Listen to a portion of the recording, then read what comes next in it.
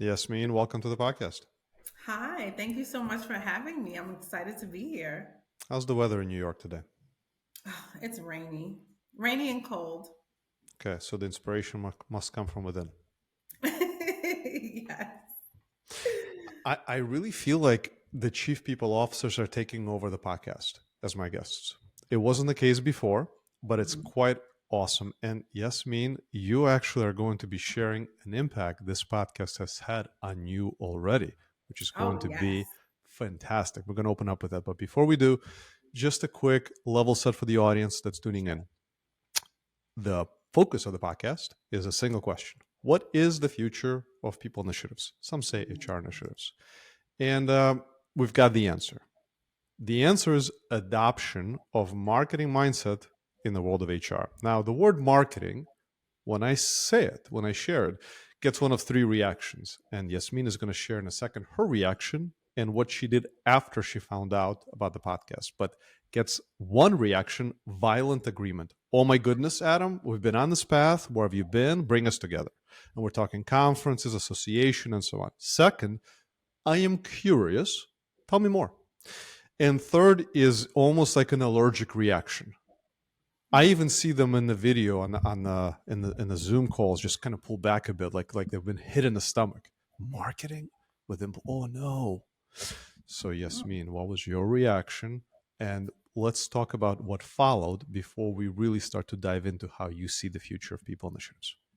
absolutely. Thank you so much again for having me on your My podcast. I pleasure. love your podcast. Absolutely one of my favorites. This was a great conversation that we had, and I love that to meet other leaders where we can share like minded thought leadership. Back to your question. So, what Hmm. is next for HR? What is next for this industry and how we function? And the Hmm. truth is, I think that HR, what's next is the chief people officer functioning as the internal CMO. That's where we're headed. Those words, super powerful. So I've heard this only I guess three, maybe four times, and Mm, say more. I mean, because like I get jittery. Maybe it's the coffee absolutely. in me, but it's certainly connecting to chief people officer specifically being the internal CMO. Let's dive in, and also let's share with the look at me. I'm even losing my train of thought. I get so excited. Let's share with the audience. You and I connected. It was 3 months ago. We'll Mhm. go back to that moment, that first conversation we had. I said marketing. What was your reaction then? What followed between that moment, our first pre interview, and this on air experience? Absolutely. I mean, initially, when you hear marketing, everyone knows that marketing is trying to get the external customer excited, engaged to purchase product or whatever it is that they're trying to sell. But what happens to the internal employee, right? And in HR, we're constantly trying to do all the things, whether it's initiatives, administration, the list goes on and on. But who is marketing to the internal employee in the same to keep them engaged, to ensure that they are on board for the initiatives, they're enrolling in the benefits and all the things. It's interesting when you pull statistics and look at even enrollment rates for companies, they're not as high, especially for benefit offerings that, for instance, are like perks. Say if you have like a city bike perk or a childcare benefit perk or tuition reimbursement benefit perk, the list goes on and on. But do we have low enrollment in our benefits? Could it be because employees do not know that we have these benefits, that we have the perks that we have? Possibly. And statistics show that this is true. If we had an internal marketer, if the chief people officer functioned and positioned themselves to be the internal marketer for the employees to ensure that, yes, employees are communicated to and know what the offerings are, right? But also to engage them in having an even richer employee experience, how much more impactful could we function and could we be as an HR department, as HR leaders? And this conversation was so impactful for me. I took it to the next step of, okay, how do I reposition how I'm functioning in my organization? What should I be doing if the future of HR is being the internal CMO? What does that look like? What are my behaviors? How am I being represented online? What kind of things am I talking about? What should I be even engaging in conversation internally? And what initiative should I put in place to draw employees forward? And I think with functioning as a CMO, it also helps with recruitment and trying to get top talent. When the experience of the internal employee, the initiatives that we're doing, and the experience that they're having, the fun that they're having is advertised, me doing that as a chief people officer, the internal CMO, on LinkedIn, when we're having store openings, when we're having a new partnership or sponsorship or collaboration, it's exciting. People want to be a part of that. That's a company that you'd want to work for. When I'm advertising the values externally, yes, to talent, but also internally to our employees. Like these are our values, but this is how we're living it. We're about to launch this initiative, A, B, or C. So that's how it functions. Then I went further. Well, okay, so I should be advertising on LinkedIn of the internal things that we're doing to draw top talent on recruitment. Got it. We should have a newsletter where we have that HR champion in our store locations, make sure that the word is getting out about internal job fairs that we're having. You know, also, when we have a lot of open positions, for instance, in our store locations, the first thing that we do is not post a job description. The first thing that we do is have an internal job fair. And that's how we keep succession planning active. That is how we ensure that we have employees who feel like they're invested in because they have a career journey here. That's also increasing our communications, clearly, and advocating them from an internal point of view and standpoint. So, what would that position be called if we had that in the HR team? Like outside of me functioning as this internal CMO, what if I had somebody on my team that drove internal communications in the same way, to the same rigor that marketing would, the marketing team, to an external customer? And then I said, I think that person would be an HR marketer. Or sure, we could say, well, that's a comms person. I'm just a comms person. They're responsible for, yes, the communications to employees, but that employee journey and life cycle and what they know, what they're aware of, and what they do with that information that they're being communicated of. That was a I, lot. no, that was perfection. I'm just maybe everyone just needs a minute. I don't know. That was so succinctly put, from understanding the need for the internal marketing or the adoption of marketing internally, all the way through to having a resource responsible and the HR marketer. Mind blown. So my 100% mind blown. So let's go back to how'd you do this? How'd you get a resource? Resources in the world of HR are exceptionally difficult to get. Why? Is because for the most part of our recent history, HR is more of a compliance. Let's be honest. Let's be honest, compliance Sure. organization. Now the tide is turning. That's why you are not an HR leader. You are a chief people officer. With that title comes a subtle but pretty much monumental difference. So, to the degree you can, please share how you were successful at getting the resource. Did you present an ROI? Are you having conversations that are focused on KPIs? What can we learn from your success? First of all, I need to have full understanding of how this marketing component functions in my department. I have clear understanding of how I need to function as an HR leader and making sure that I am advertising the internal experience of employees externally. Yep. I also understand that we need to ensure that we're communicating to employees effectively and driving succession planning and driving like a more robust and developed employee experience through having opportunities, through having internal management and training programs or senior leader in training programs, which we have people a part of, right? Different components. So that helps them. I understand that. Mm-hmm. But then I would need to create the value for why this is even important and how does this function in a real way. One of objectives, my objective as a people leader, as well as my team, we're all working on this together, is to be a best place to work. You're a best place to work when employees feel seen, valued, heard, and cared for, Mm-hmm. right? And the Mm-hmm. core of those four values, those four elements, right, of the goal of a best place to work is communication. So that led me to start doing some research. I need a tool. What tool can support driving communication so Mm-hmm. employees feel seen and heard? They know that when they tell their leader, I want to move up, I want a position, they know what's going on in the company. When we Mm-hmm. have new benefits, they know what it is that supports their livelihood and their life. They feel heard, they feel seen because it's understood we're in some challenging times.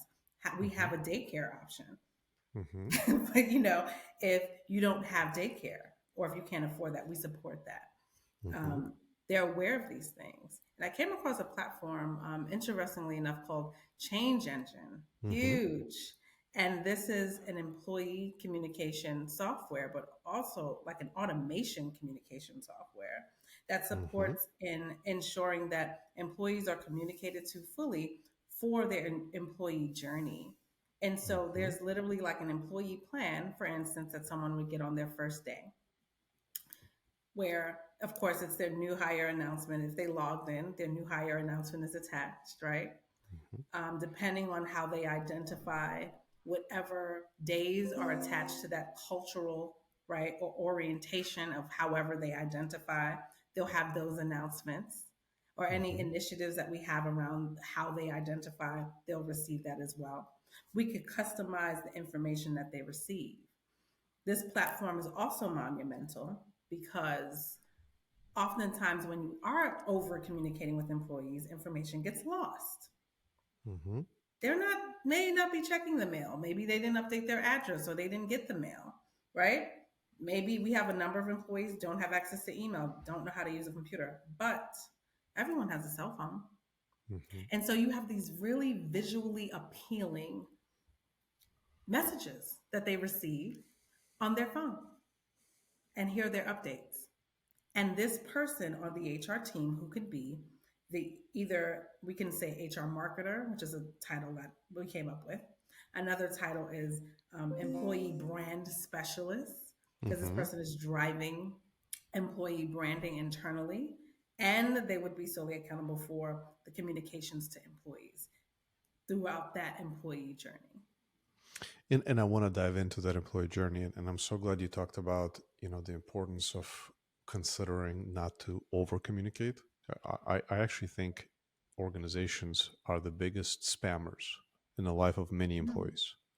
When you think about how much we receive or how much employees receive on a daily basis across different departments, it's almost like if Amazon sent you emails without consideration for the different things you're involved in on Amazon side. Every department just went after you as a customer. How many pieces of information you'd get per day? So Mm. that's awesome, and thank you for sharing the technology that you've found. Uh, Yasmin, let's talk about the employee experience journey. Mhm. Really, where you just landed, and when we think about the moments that matter, because there's so many of them, So right? many. One would be I'd be curious to start with the North Star. Where do we want to end up? Are we headed toward a place where we're literally like every touch point is relevant for the individual? So I'd love to talk about the North Star. And then I'd love to prioritize getting there. What are the different employee experiences that you think in kind of almost a sequence of importance to the degree that you can that we should focus on, or maybe they should be equal? Love your feedback on it. Absolutely. I think the North Star, but the goal is always having employees be engaged. But Mm-hmm. I think we need to understand what they want and what matters and what is important for them so that we can strategically come up with things to properly engage them in the ways that matter to them, right? Employees are tired of taking surveys. What else? What's next? Another survey. Oh, here we go. My manager comes. Yeah, this is her third mention. I didn't fill out the survey. Got it. How do we engage them? How do we let them know that we care? And how do we find out like what do they want? Focus groups. So again, tying in marketing. What does marketing do? I think the biggest thing I took from just kind of going back to come back to your question of where we started earlier in this conversation, the conversation that I had with you, just starting in point A and then ending in the future of HR is going to be the internal CMO. It was mind blowing for me. It was such a shift. And you challenged me to think differently because for everything that a marketer would do or a marketing person would do is what I need to be doing, except it's for people. It's not driving revenue, right? But when people feel good, they do more, they work harder. Ultimately, that does tie to revenue, right? So going back to it, marketing, when trying to collect data and understand what is impactful for customers, or say for instance we're a bakery, may want to try a different flavor. We're known for our banana pudding. Maybe we wanted to do a new banana pudding. But before launching that nationally, let's really get some focus groups going in the regions where we have our stores to see what customers are saying. And the same, let's have internal groups. I like to say fireside chats and talk with our employees. That again, we have a plant, right? We have a commissary. That's our fireside chats in the commissary. We've done that with our store leadership teams to hear feedback from the stores. We've done that, and we also do that in corporate, right? All of that information is data that now we can make data of what do employees care about? What do they want to see? What initiatives can we create to align with their need? Childcare comes up a lot, that we need to get that as a benefit. So let's go into the market and do research on that. I just pitched it, by the way. Good luck. That we can have a childcare benefit, right? And then as far as like the journey, so got the data, had the focus group, right? Me and the HR team come together to see what strategies we can have that matches that data that we just received, right?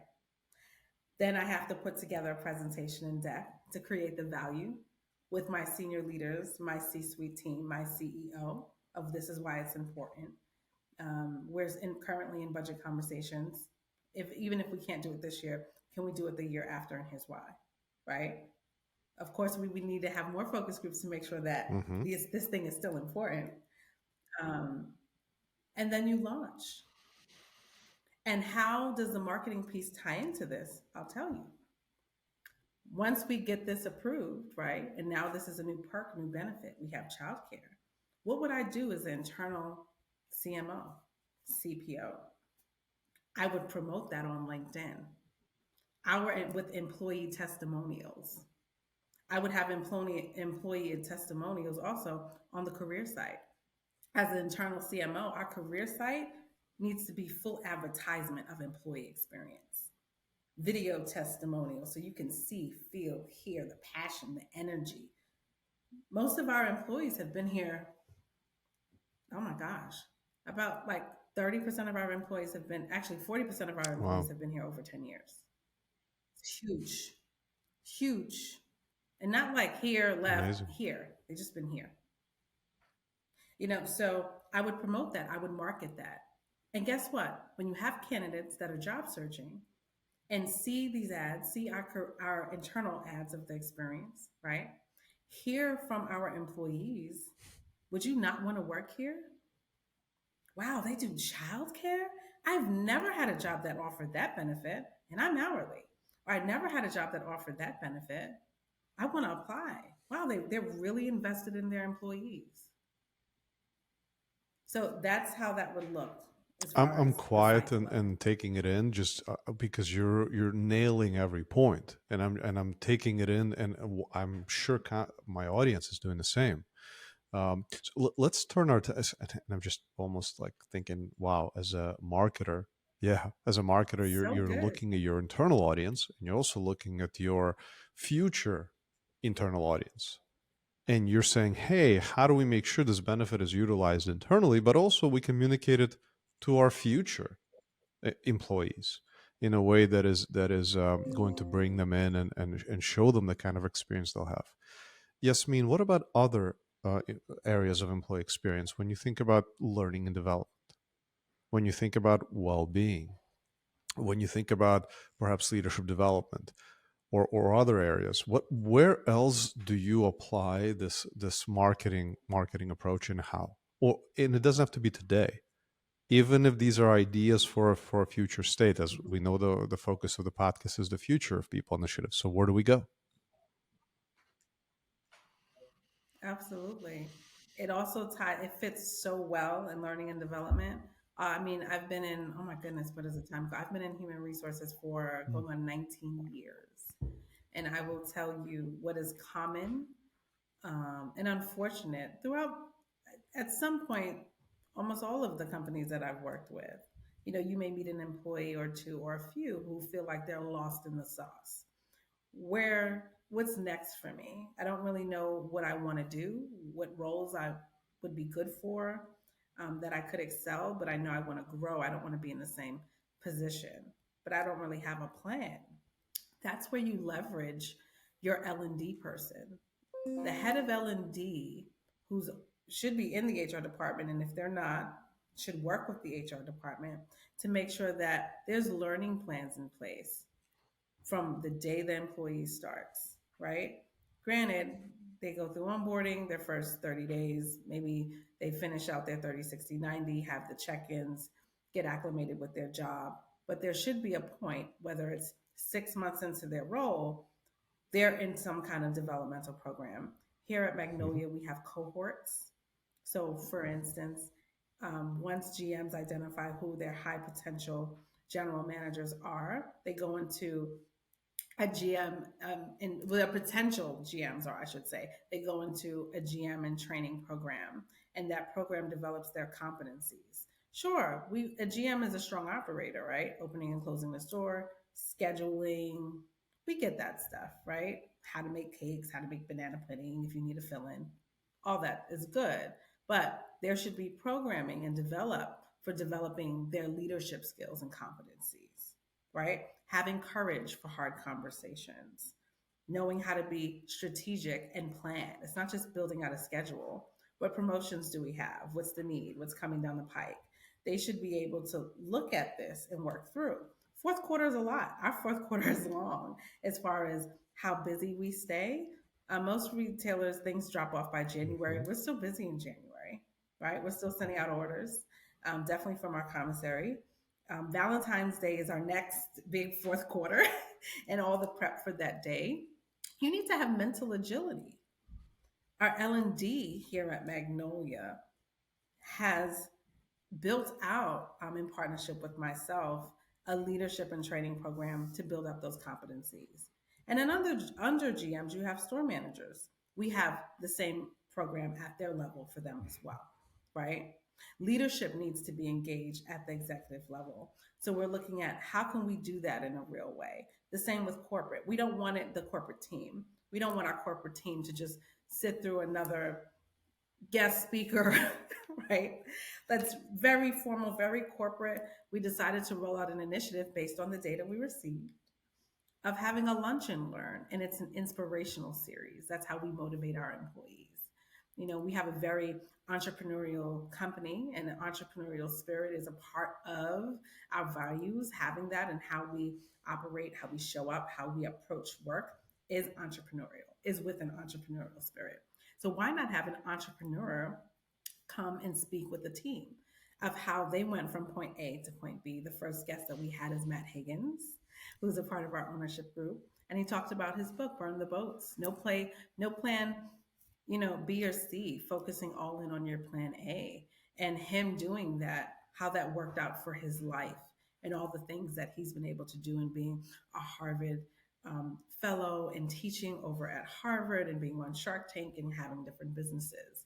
So our team was super inspired by that, to pursue their own dreams, but also, wow, I have a lot of takeaways and just the mindset that he has. I want to approach my work differently. We found that out in the data. So when we had the Lunch and Learn series, right, which is also, it's still learning. That's a part of L&D. Guess what? Promoted that. I posted that on LinkedIn. Can't tell you how many leaders was like, wow, that's interesting. Motivating and engaging employees through inspiration, different. As the internal CMO, we have to think outside the box. We are not in these positions to be run of the mill. We are in these positions to challenge status quo, to think outside the box and differently, and engage our employees in a way that commands inspiration, commands them to be engaged. And they want to be here. They're excited about coming You're like the innovator within the innovators, like bleeding edge. here. I want to turn our attention to something else here. When you said each HR marketer, and when I think about the internal CMO, because it sounds like you're meeting them where they are. You're thinking about them in segments. You're thinking about employee experiences. You're thinking about it internally and externally. You're breaking pretty much every box that exists from an HR perspective. You're going to town. You have no boundaries, which is amazing. Mm, So an HR marketer, I think about a CMO having an entire team, and there are different skill sets that are required. You have these folks are on the data and analytics, then you've got the creative, there's a video production team, and then there's this brand strategy. There's all these teams that are required in order for the CMO to be able to effectively communicate. And of course, you don't have a budget. I mean, you just broke ground by having a budget for one. So now, what does that mm. one resource? What are their skill sets? And then maybe as you think about beyond, where would you grow this into as you prove out this internal functions ability to deliver and engage? What is the skill set necessary for that first hire that you've determined? This is a great question. I had a lot of conversation with my senior team when I pitched this, along with my internal HR team. And the skill set of the person who would be your employer brand specialist or your HR marketer could be someone who's looking to make a crossover. I think COVID Mm, is some interesting times, right? People want to do different things. They want to pivot into another um, role or department. So someone who was formerly in marketing, right? Either handling communications or even doing graphics, right? On the creative producing side, that's a person who may be wanting to make a pivot and or handled internal comms. That somewhere in those three buckets, that's a person that you would want to look for this role. But they don't necessarily have to be for marketing. This also could be like a PR person in the marketing team that handled PR comms. Great. Or in someone who was handled internal comms or communications in the HR love it. department or the comms department. So those are the backgrounds that you want to look for the person in the HR marketer. They could have a marketing background, PR background, comms background, looking to make a pivot, or just looking to stay in comms, but like further grow that. This person would manage that system that I mentioned, change engine. And as far as like, they would have to have a lot of different gifts if we're trying to like grow and expand how we do communication, right? Yeah, we can send text messages. We can Hmm. also send video to phone, right? Like a really, hey guys, I got a really quick thing to tell you, brief messages. They would manage that platform and updating it for the announcements and things that need to go out for employees. But one of the huge reasons why I love Change Engine, outside of just um, communicating to employees via their cell phone, they function as like your automated PR Hmm. Hmm. internally for your company, right? Because I think it'll be hard. It's hard to advocate for one person to Hmm. really own this and drive this forward, let alone an entire team to do it. But you can leverage your internal if you have a creative team or a member of your marketing team, work with your CMO to see who can take some of the creative stuff on that needs to be created, just to be an additional resource to you if you can't grow headcount. Future state, it would be phenomenal if we have, I don't want to say a mini department because that sounds like a little unrealistic. But if HR teams could at least have one, or maybe not needing to grow to like two people, having like a junior role and maybe like associate manager level role that really drives this internal employee And I experience. know, Northwell, if you folks are listening in, we just had an episode a couple of days ago. You have an entire internal agency, but you do have 86,000 employees. So for larger organizations, there's a whole other way of thinking. And Yasmin, what you're describing, I think, is spot Mm-hmm. on for organizations, let's say in the 500 to a couple thousand employee range.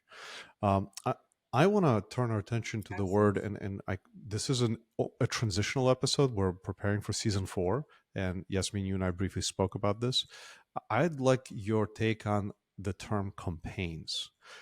Often, when I hear initiatives, I start thinking about it. If we're going to adopt marketing, then what we should do is translate initiatives into campaigns. And it's almost like, what's the difference? Well, in the world of campaigns, objectives, having clear goals, having data that's much deeper, because marketers, their whole lives, I think a good portion of it is dedicated to running campaigns and learning from those campaigns. I was just on the phone listening to one campaign that failed, and I said, "Listen, this is the world of marketers. You fail, you learn, you fail, you learn, and it's a whole other way of thinking about running these campaigns." So, Yasmin, initiatives to campaigns, thoughts? I think that's the next level. That's like if we're going into 2024, I feel like that's like 2030.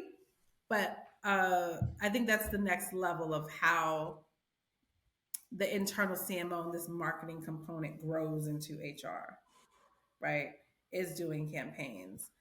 And I think it's changing the mindset and also the functionality, right? And how we function and getting communication out.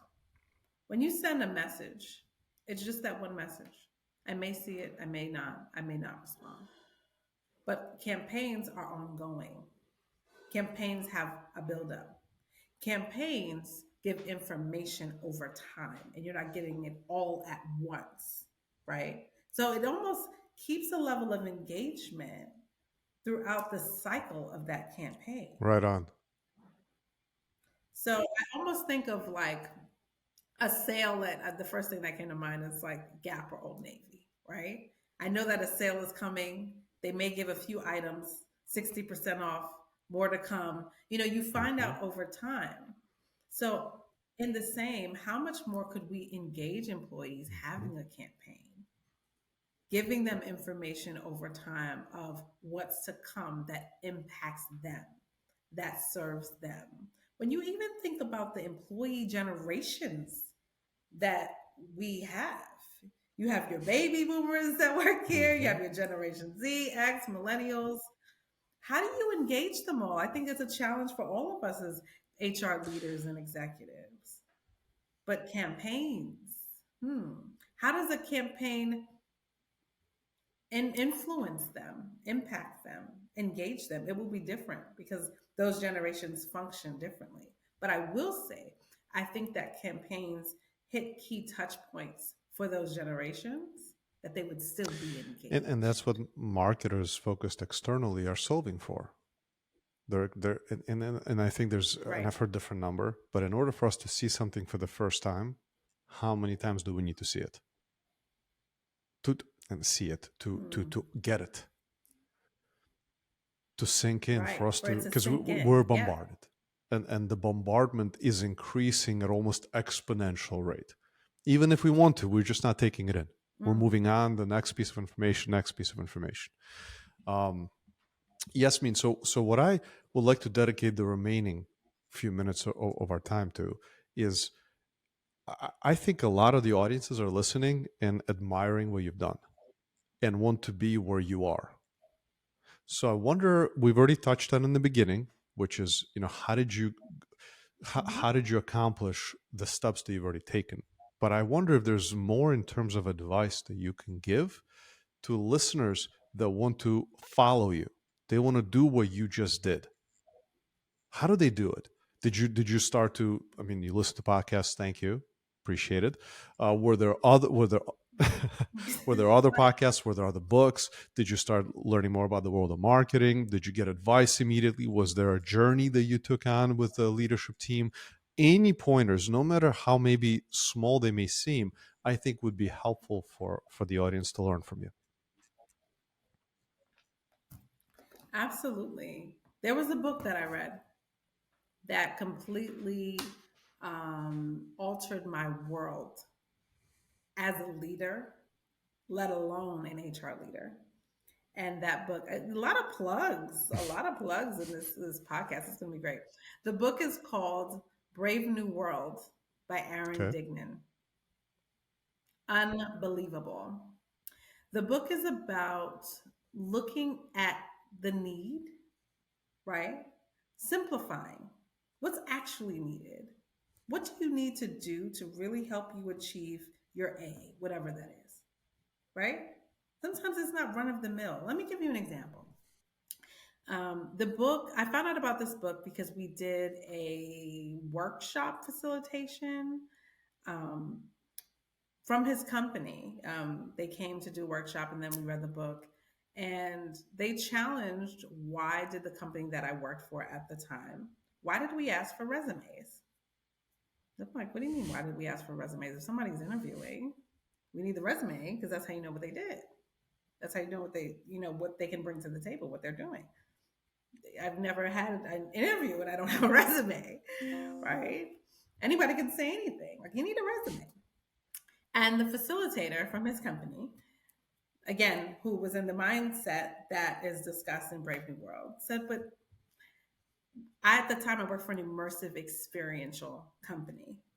We were looking for retail level associates that high energy, a lot of personality, super engaging. Those three qualities. Does a resume give me that?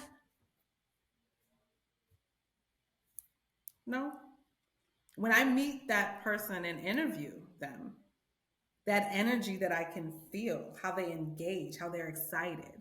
This whole time of this podcast, I'm communicating. Yes, I'm vocally talking, but my eyes, I'm intense. I'm lifting my eyebrows. I'm making facial expressions. You could tell that I'm here. All of those things that I'm giving in this podcast is what I'm looking for and what speaks to me when I was interviewing candidates at this company. So we stopped asking for resumes. We literally brought down the interview process to be three questions. Like, the application was literally like, name, you have to be 18 and work, to check this box. What positions are you looking to apply for? And it was three questions. What is your magic? Like, what's your highlight quality? What do people love about? What's your standout quality? What do people love about you? Like, e-signature. That's it. When you say that, it's like, that sounds crazy, but I'll tell you what, we were finally able to find all of the candidates that we needed to find. People didn't feel gate kept because they didn't have an actual job and only had internship experience. I'm not going to apply. They're not going to hire me, because that doesn't matter. We needed people with energy. So it was all welcome. So now we have a plethora and pool of candidates, and we got the energy that we needed. We identified those candidates quickly and were able to fill all the roles in all of our locations because we challenged ourselves to think outside the box. We identified our need was high energy. We found a innovative solve for it that wasn't traditional but made sense to what we needed. My advice would be the same to anyone who's listening to this podcast. Don't just do the run of the mill, right? Now is benefit time for benefit enrollment. Now is the recruitment season. Now we're focusing on reviews. Don't just be status quo. What does your teams need? How can you best support them and serve them? If we're not doing that as leaders at the executive level, midline, whatever level of leadership you're in, you are not serving your team that you are charged over to support to the fullest extent. Read the book. It's going to challenge you to think differently.